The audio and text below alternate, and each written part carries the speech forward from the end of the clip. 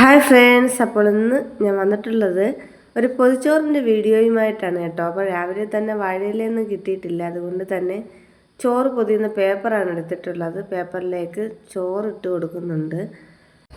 അപ്പോൾ അധികം കൂട്ടുകറികളൊന്നും ഇല്ല കേട്ടോ ഈ ഒരു പൊതിച്ചോറിലേക്ക്. ഞാൻ കടയിലേക്ക് കൊണ്ടുപോകാനായിട്ട് ചോറ് പൊതിഞ്ഞപ്പോൾ ഒരു വീഡിയോ എടുത്തതാണ്.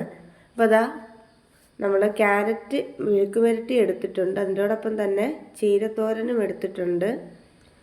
അതിനുശേഷം ചോറിൻ്റെ നടുക്കൊന്ന് കുഴിച്ചതിന് ശേഷം അതിലേക്കാണ് ഞാൻ കറി ഒഴിച്ചു കൊടുക്കുന്നത്. ഇങ്ങനെ കറി ഒഴിച്ചു കൊടുക്കുകയാണെങ്കിൽ കറികളൊന്നും പുറത്തേക്ക് തുളുമ്പി പോകത്തില്ല കേട്ടോ. അപ്പോൾ നമ്മുടെ ചോറിൻ്റെ ഉള്ളിൽ തന്നെ ഇങ്ങനെ കറി നിൽക്കും. അപ്പോൾ ഞാനിവിടെ കൊഞ്ച് കറിയാണ് എടുത്തിട്ടുള്ളത്, കൊഞ്ച് തീയലെടുത്തിട്ടുണ്ട്. ഇത്രയേ ഉള്ളൂ നമ്മുടെ ഉച്ചയൂണെന്ന് പറയുമ്പോൾ. സാധാരണക്കാരുടെ ഉച്ചയൂണാണെന്ന് ഞാൻ നേരത്തെ തന്നെ പറഞ്ഞിട്ടുണ്ട്. അപ്പോൾ പൊതിച്ചോറൊന്നും കെട്ടി വലിയ പരിചയമൊന്നുമില്ല കേട്ടോ.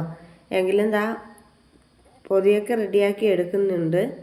ഇനി നമുക്ക് പേപ്പർ വെച്ചിട്ട് ഇങ്ങനെ മടക്കി കൊടുക്കാം.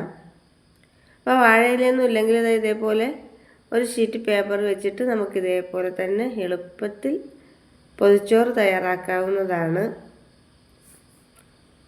അപ്പോൾ പൊതിച്ചോറിൻ്റെ പേപ്പറൊക്കെ ഒന്ന് മടക്കി കൊടുത്തിട്ടുണ്ട്. വലിയ പിടിയൊന്നും ഇല്ല പൊതിച്ചോറ് കെട്ടിയിട്ട്. സാധാരണ ഞാൻ ടിഫിൻ ബോക്സിലാണ് കൊണ്ടുപോകാറുള്ളത്. അപ്പോൾ ഇന്ന് എനിക്ക് തോന്നി ഒരു പൊതിച്ചോറ് കഴിക്കണമെന്ന്. അപ്പോൾ നമ്മുടെ പൊതിച്ചോറ് ഇവിടെ റെഡിയായി കിട്ടിയിട്ടുണ്ട്. ഇതുപോലെയൊക്കെ എൻ്റെ കൂട്ടുകാരാരെങ്കിലും പൊതിച്ചോറ് പൊതിഞ്ഞ് കൊണ്ടുപോകുന്ന കൂട്ടുകാരുണ്ടെങ്കിൽ കമൻറ്റ് ബോക്സിൽ അറിയിക്കുക. അപ്പോൾ പഴമക്കാർ പറയാറില്ലേ, ഉള്ളത് കൊണ്ട് ഓണം പോലെയെന്ന്. അതുപോലെ തന്നെയാണ്, ഉള്ളത് കൊണ്ട് ഓണം പോലെ.